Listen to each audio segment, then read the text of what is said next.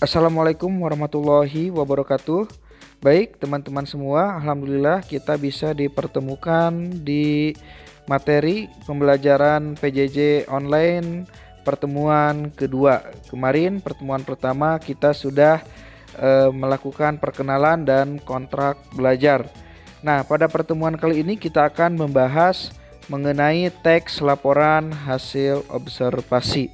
Jadi apa sih yang ada di dalam teks laporan hasil observasi tersebut? Baik, langsung saja. Ya, teks laporan hasil observasi. Nah, pada bab ini yaitu menginterpretasi teks laporan hasil observasi, kita akan mempelajari 4 subbab. Yang pertama kita akan mengidentifikasi teks laporan hasil observasi. Jadi subbab pertama itu kita akan melihat ya atau mengidentifikasi mana yang termasuk ke dalam TLHO atau mana yang tidak termasuk ke dalam TLHO.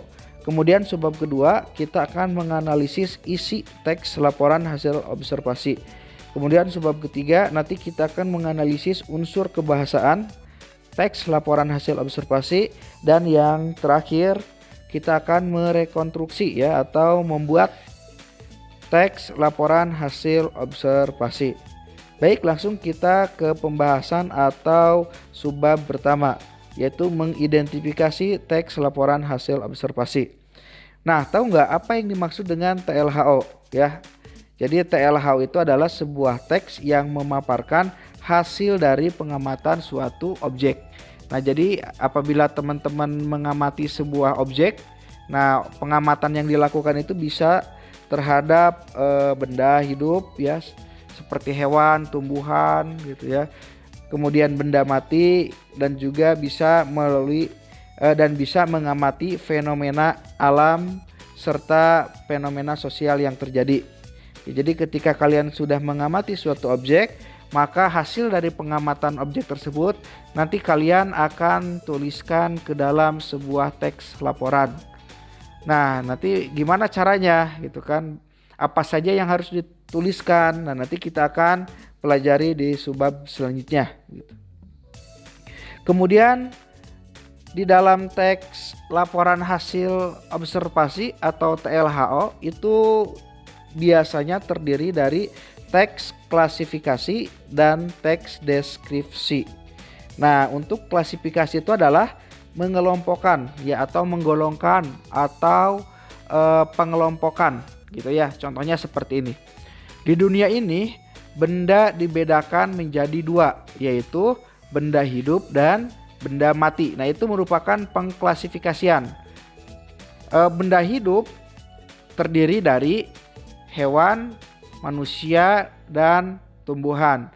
Sedangkan benda mati terdiri dari benda yang diciptakan oleh manusia dan benda yang tercipta oleh unsur alam. Seperti halnya unsur alam ada bebatuan, ada tanah, dan lain-lain. Nah, itu yang dimaksud dengan teks klasifikasi. Nah, biasanya dalam teks laporan hasil observasi ini perlu dituliskan atau perlu dicantumkan di awal. Kemudian yang kedua adalah teks deskripsi ya. Teks deskripsi itu adalah sebuah teks yang menggambarkan suatu objek.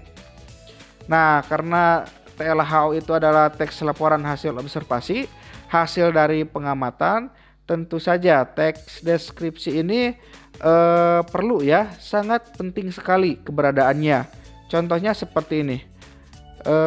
Kucing adalah hewan yang lucu, memiliki 4 kaki, 2 mata, dan 2 telinga. Nah, itu merupakan pendeskripsian. Ya, paham ya sampai sini? Baik, kita lanjut. Nah, tujuan utama dari teks laporan hasil observasi adalah agar kita pembaca ya. Jadi tujuan utamanya adalah penulis ingin menyampaikan informasi kepada pembaca. Nah, apabila kita berperan sebagai pembaca atau kita berperan sebagai seorang penulis TLHO, maka kita harus mengetahui kebutuhan atau keinginan informasi apa saja yang ingin didapatkan oleh pembaca gitu ya. Nah, tentunya penggalian informasi ini bisa melalui adik Simba. Apa itu adik Simba? Adik Simba itu yang pertama adalah apa? Ya, jadi ketika kalian membaca teks laporan hasil observasi, ketika kalian ingin menggali sebuah informasi, maka yang pertama cari unsur apa. Ya. Nah, apa ini untuk menanyakan masalah, peristiwa atau kejadian yang dibahas dalam teks gitu ya. Nah, ini biasanya dalam fenomena sosial gitu ya. Bisa jadi apa gitu ya. Apa sih sebenarnya yang terjadi di MPR DPR. Nah, seperti itu untuk fenomena sosial. Untuk objek yang diteliti hewan juga bisa ya. Jadi seperti halnya apa kelebihan dari hewan tersebut. Nah, itu sama ya. Seperti itu. Kemudian yang kedua adalah siapa. Nah, siapa ini untuk menanyakan orang yang dibahas dalam teks ya, bisa orang, bisa objek ya. Jadi siapa yang menjadi pokok pembicaraan tersebut? Itu orang. Atau siapa yang menjadi rujukan dalam teks tersebut? Itu nanti jawabannya adalah orang, gitu ya. Atau siapa hewan yang lucu gitu. Nah, itu pun juga sama rujukan ya. Itu pertanyaan untuk siapa. Kemudian yang ketiga, di mana? Nah, di mana ini untuk menanyakan tempat peristiwa yang dibahas dalam teks. Kemudian yang keempat, waktu ya, kapan. Yang kelima itu mengapa, untuk menanyakan sebab atau alasan masalah. Nah, mungkin ada yang bertanya, Pak, kalau misalnya kita membuat teks laporan hasil observasi, apakah harus menggunakan panduan 5 pertanyaan ini atau 5 informasi ini yang sudah diberikan? Ya, jawabannya tentu saja tidak ya. Disesuaikan dengan kebutuhan. Tapi kalau misalnya ingin yang bagus, maka informasi yang kelima ini semuanya disampaikan kepada pembaca. Seperti itu ya. Nah, tapi untuk dasarnya kelima informasi ini sebetulnya ini untuk teks berita. Ya, jadi kalau dalam teks berita adik Simba ya atau 5W1H ini wajib ada gitu ya. Tapi untuk teks laporan hasil observasi ini hanyalah panduan secara garis besarnya saja. Nanti bisa dikembangkan, bisa ditambahkan atau dikurangi lagi.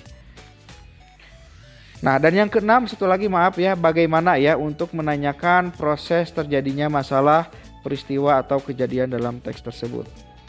Baik, itu saja mungkin untuk subbab pertama. Nah, selanjutnya kalian akan mengeksplor ya sendiri mengenai subbab pertama ini, yaitu di latihan halaman 5 sampai halaman 7.